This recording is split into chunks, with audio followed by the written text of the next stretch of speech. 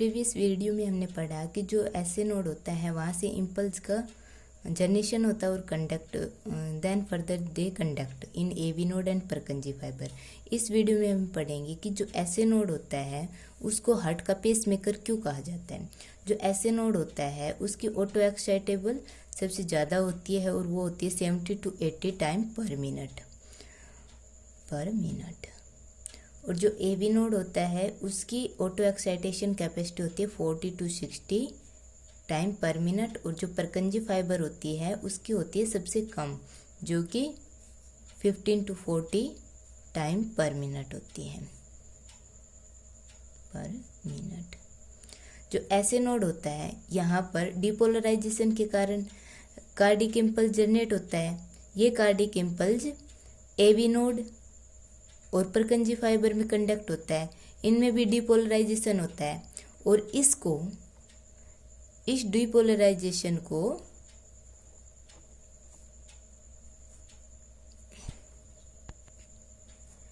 और जो depolarisation generate होता है इसकी रिकवरी के लिए क्या करते हैं, जो ऐसे नोड एवी नोड और परकंजी फाइबर हाइपर पोलराइज हो जाते हैं। हाइपर पोलराइज और हाइपर पोलराइज एक्टिविटी को ऐसे नोड सबसे पहले लूज करता है। ये इतने टाइम पहले लूज कर देता है कि उस टाइम पर एवी और परकंजी फाइबर तो डिपोलराइज नहीं होते, उससे पहले ही हाइपर पोलराइजेशन एक्टिविटी को ये लूज कर देता है।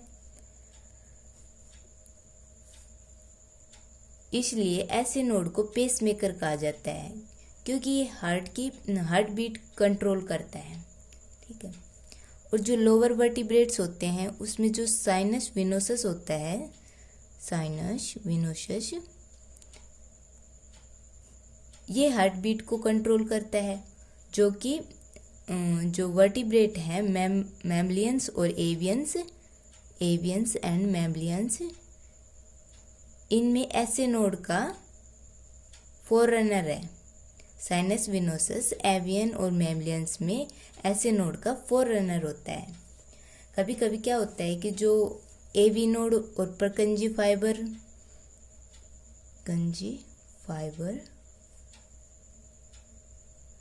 और एटेरिया और वेंट्रिकुलर्स की जो मसल्स होती हैं वो ऑटो एक्साइटेशन ऐसे नोड से ज़्यादा शो करती हैं। ऑटो एक्साइटेशन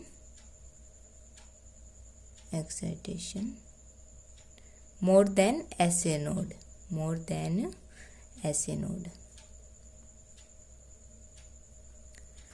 इस टाइम पर क्या होता है कि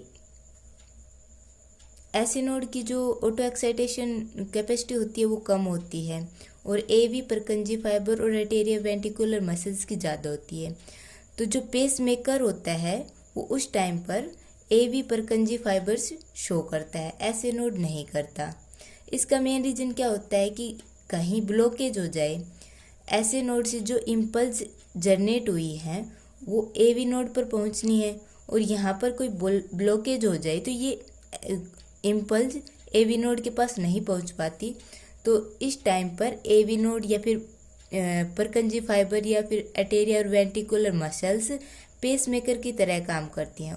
और जब ये ऐसे नोड पेस मेकर की तरह काम नहीं करता, एवी बंडल और परकंजी फाइबर पेस मेकर की तरह काम करते हैं, उस टाइम पर उस कंडीशन को हम इक्टोपिक पेस मेकर कहते हैं। Pace maker. सेकंड आता है कार्डियक साइकिल। कार्डियक साइकिल क्या होता है, ये अल्टरनेट कॉन्ट्रैक्शन और रिलैक्सेशन ऑफ आर्टेरिया और वेंट्रिकल्स का कॉन्ट्रैक्शन और रिलैक्सेशन होता है। और इनका टाइम पीरियड कितना होता है, 70 to 72 टाइम्स पर मिनट। इतनी साइकिल, 1 मिनट में इतनी cycle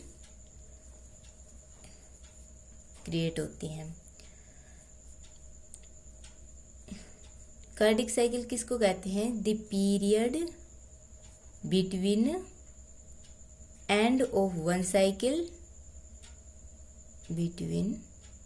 the end of one cycle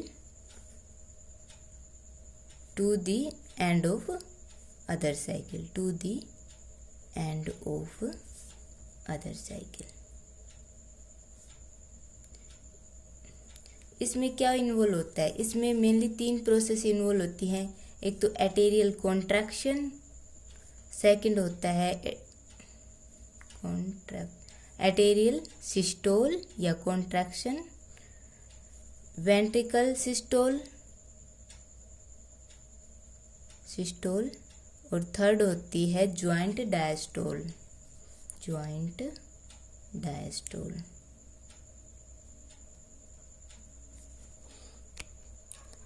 first आता है एटेरियल सिस्टोल। इसमें क्या होता है, जो एटेरियम होते हैं लेफ्ट और राइट दोनों कॉन्ट्रैक्ट करते हैं और ब्लड वेंट्रिकल्स में जाता है।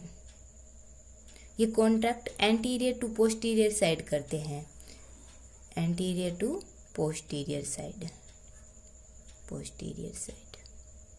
जब ये कॉन्ट्रैक्ट करते हैं तो 25% of blood present 25% blood ventricles में जाता है। इस टाइम पर वेंट्रिकल्स क्या है, रिलैक्स स्टेट में, और यहाँ पर 75% ब्लड ऑलरेडी प्रेजेंट होता है, जो कि ग्रेट जो कि वीना कावा होती है उससे सीधा वेंट्रिकल्स में चला जाता है आर्टेरियम के थ्रू। और एटेरियल सिस्टोल के दौरान 3 वेव जनरेट होती हैं, A wave, C wave and V wave. A wave कौन सी होती है,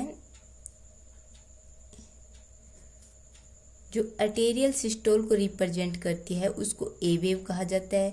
C wave when beginning of ventricle systole, जब वेंट्रिकल सिस्टोल की बिगनिंग होती है तो सी वेव क्रिएट होती है। And V wave end of ventricle systole, जब वेंट्रिकल सिस्टोल का एंड होता है उसको वी वेव कहते हैं।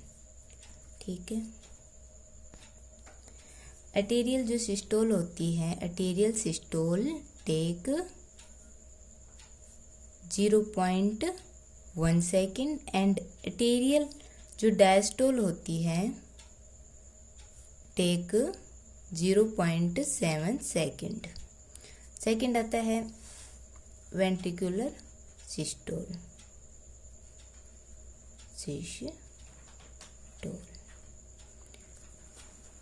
इसमें क्या होता है, जब आर्टेरियल रिलैक्स करते हैं, आर्टेरियल डायस्टोल एंड वेंट्रिकल्स का कॉन्ट्रैक्शन होना स्टार्ट होता है।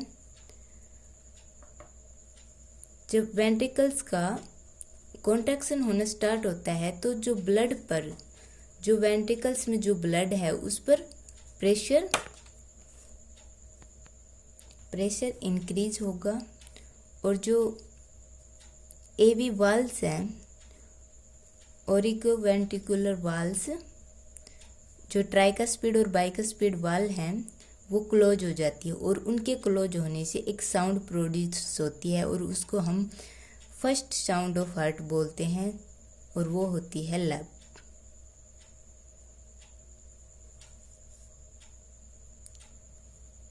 और इसको सिस्टोलिक साउंड भी कहा जाता है। वेंट्रिकल्स के कॉन्ट्रैक्ट करने से जो वेंट्रिकुलर्स में जो ब्लड होगा उससे उसका प्रेशर इंक्रीज होगा, वो जो सेमीलूनर वाल हैं उस पर एक्ट करेगा और वो ओपन हो जाएंगी। जो ओरेक्टिक और प्लमनरी आर्क हैं उनका प्रेशर कम होगा, तो blood enter into pulmonary and aortic arch from ventricles. ठीक है, और इसका पीरियड कितना होता है, 0.5 सेकेंड। वेंट्रिकुलर सिस्टोल का जो पीरियड होता है 0.3 सेकेंड होता है, और वेंट्रिकुलर डायस्टोल का जो टाइम पीरियड होता है वो 0.5 सेकेंड होता है। उसके बाद आता है ज्वाइंट डायस्टोल और complete cardiac diastole. Joint diastole. इसमें क्या होता है कि जो आर्टेरिया है वो पहले से ही रिलैक्स पोजीशन में प्रेजेंट हैं और वेंट्रिकल्स कॉन्ट्रैक्शन के बाद रिलैक्स में आ जाते हैं, और जो वेंट्रिकल्स रिलैक्स में आने के बाद जो प्रेशर होता है वो डिक्रीज हो जाता है। जब वेंट्रिकल कॉन्ट्रैक्ट कर लेता है और रिलैक्स स्टेट में होता है, उस टाइम पर क्या होता है कि जो सेमिल्यूनर वाल होती हैं जो ब्लड सप्लाई करती हैं वेंट्रिकल से पुल्मोनरी वेन, पुल्मोनरी आर्टरी और पुल्मोनरी वेन,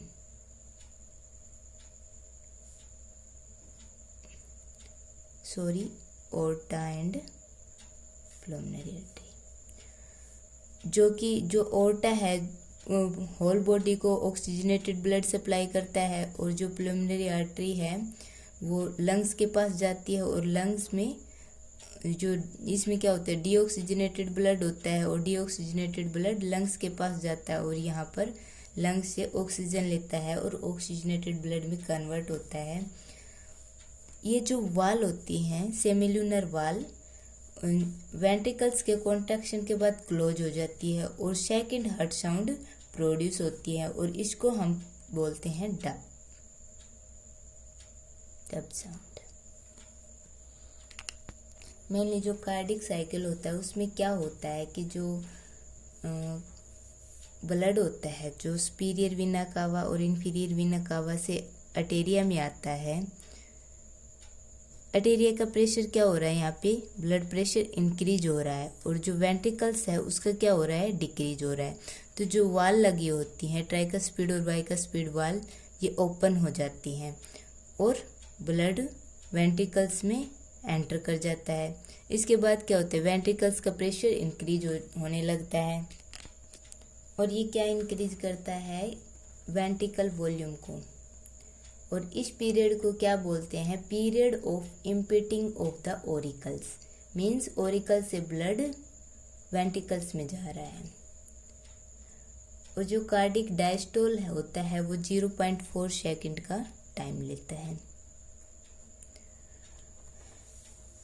और जो कंप्लीट कार्डिक साइकिल होती है वो 0.8 सेकंड लेती है,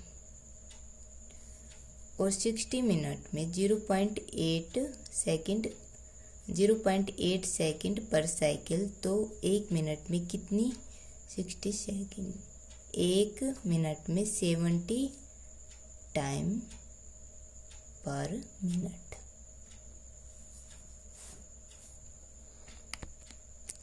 हार्ट में मेनली 2 साउंड प्रोड्यूस होती हैं, एक होती है लब, एक होती है डब।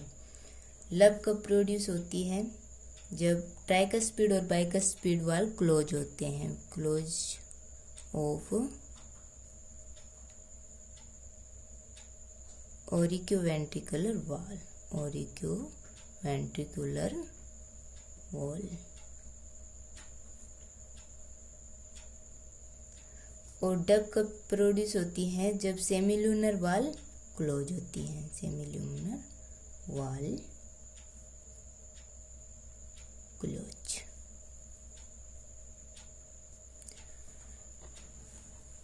इस साउंड को सुनने के लिए जो डॉक्टर इंस्ट्रूमेंट यूज करते हैं उसको बोलते हैं स्टेथोस्कोप।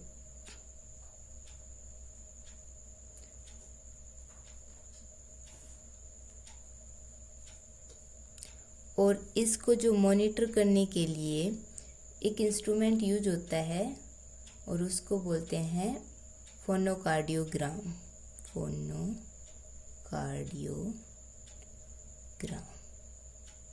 इसके अलावा जो ये 2 साउंड होती हैं, इसके अलावा 2 साउंड और प्रोड्यूस करता है हार्ट, जिसको बोलते हैं third sound of heart and fourth sound of heart, third sound of heart और फोर्थ साउंड ऑफ हार्ट, और फोर्थ साउंड ऑफ हार्ट। ये कब जनरेट होती हैं, साउंड ऑफ हार्ट। जो फोर्थ साउंड ऑफ हार्ट के जो प्रोड्यूस होती है वो होती है जब एटेरियल सिस्टोल करता है, और जो ब्लड होता है एटेरिया में वो एटेरिया से वेंट्रिकल्स में रिलीज होता है।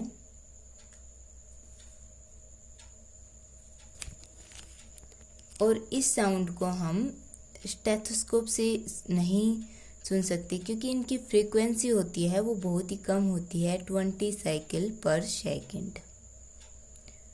और जो थर्ड साउंड होती है वो होती है वेंट्रिकुलर डायस्टोल की। जो ब्लड होता है वो रूमिंग मोशन के साथ वेंट्रिकल्स में एंटर करता है, और इसमें डिफेक्ट होने के कारण जो वेंट्रिकल से ब्लड बैकफ्लो हो जाता है ऑरिकल्स में,